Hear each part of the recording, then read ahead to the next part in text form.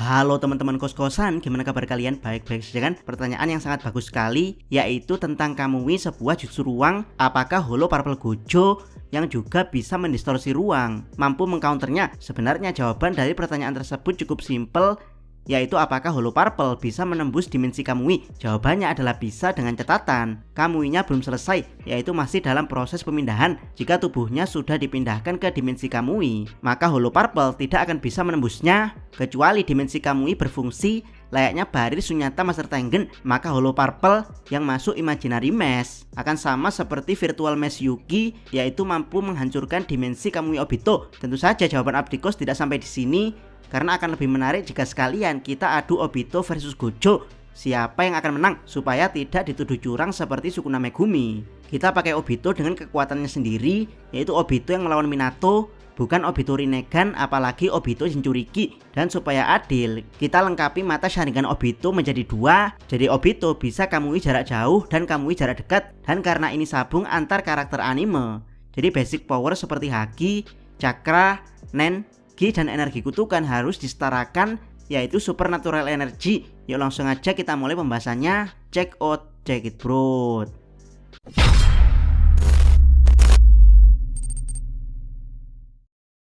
Pertama, Kamui versus Infinity. Baik Obito dan Gojo sama-sama punya jurus manipulasi ruang, dimana dengan Mangekyo Sharingan, Obito mampu memanipulasi dimensi Kamui baik dari jarak dekat maupun jarak jauh. Obito bahkan bisa memindahkan tubuhnya sendiri ke dimensi Kamui, sehingga Obito menjadi tidak mempan terhadap serangan apapun. Sementara Gojo, dia mempunyai pelindung alami yang disebut Infinity, dimana serangan yang menuju ke arahnya akan dibagi sesuai hukum paradoks Zeno. Jadi mustahil untuk menyentuh Gojo dengan kekuatan fisik. Pertanyaannya, apakah Kamui Obito bisa menembus Infinity Gojo? Jawabannya kemungkinan besar adalah iya. Mengingat Infinity bisa ditembus dengan tebasan pembelah ruang, maka segala serangan yang memanipulasi ruang kemungkinan bisa menembus Infinity Gojo. Akan sangat gawat jika di awal pertarungan Obito sudah menggunakan Kamui jarak jauh pada bagian tubuh vital Gojo, misalnya perut atau lehernya.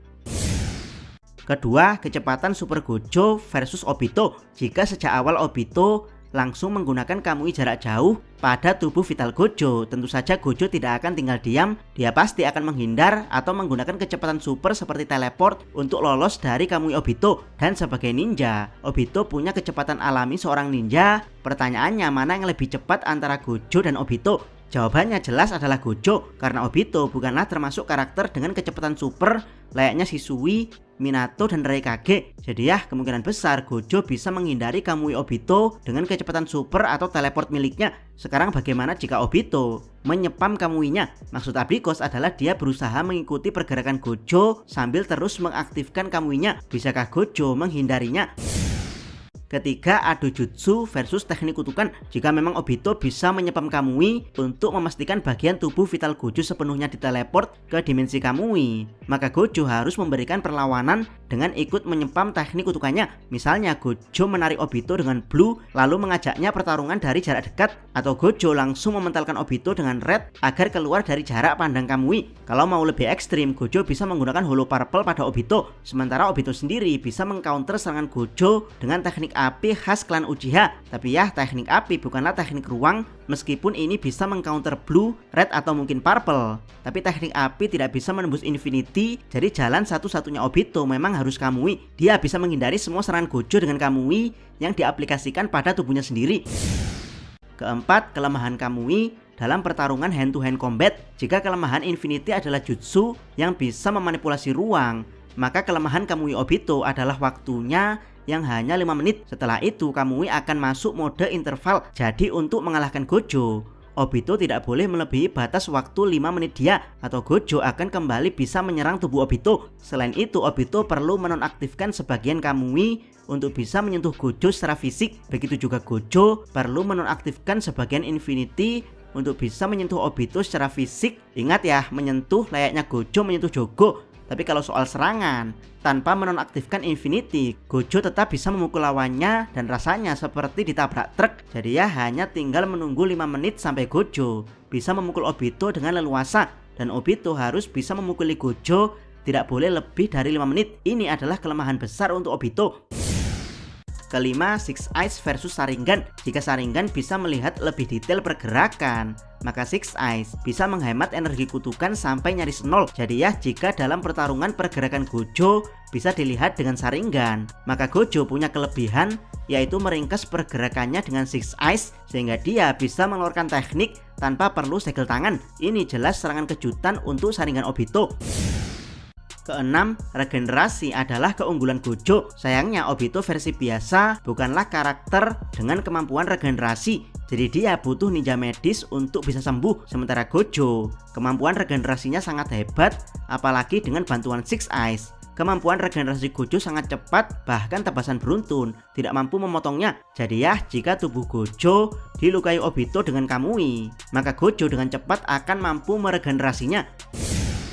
Ketujuh, dimensi Kamui versus Domain Expansion. Jika Obito punya dimensi Kamui yang bisa menjebak siapapun selamanya kecuali dikeluarkan atas izin Obito, maka Gojo punya Domain Expansion yang secara literal ini adalah menciptakan dimensi dalam lingkaran.